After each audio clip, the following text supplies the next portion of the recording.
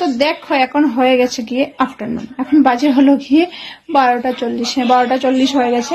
তো মেয়েকে এত সময় বসে পড়ালাম, মেয়ে উঠলো, আজকে অল্প লেট করেই উঠেছে, আমি আর কিছু বলিনি, প্রতিদিন ঘুম হচ্ছে না ওর।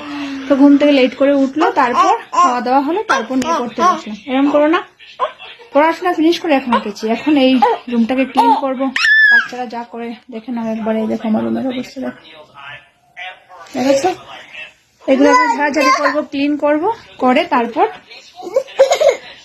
কি বলে স্নান করব, পুজো করব। তারপর গিয়েছে বর, আজকে তো বন্ধ, মেয়েরও বন্ধ, বরেরও বন্ধ। বর গেছে বাজারে, দিকে কি নিয়ে আসে, রান্না বাড়া হবে, তারপর খাওয়া দাওয়া। আজকে লেট হয়ে বুঝেছো, আমরা স্যাটারডে সানডে আমাদের অনেক লেট হয়ে যায় খেতে, তো অনেক লেট আছে খাওয়া দাওয়াতে। ওরা খেয়ে নেবে, ওর জন্য মা রান্না করে নিয়েছেন, মা আর ওরা খেয়ে নেবে। বড় মেয়ে থেকে যাবে, ও বলেছে স্যুপ খাবে, তাই ওর লেট হবে, ছোট মেয়ে খেয়ে নেবে। তো চলো টাটা, এখন ক্লিন করি, পরে আবার দেখা হচ্ছে। সবাইকে very very very very good afternoon, tata. Tata বলো।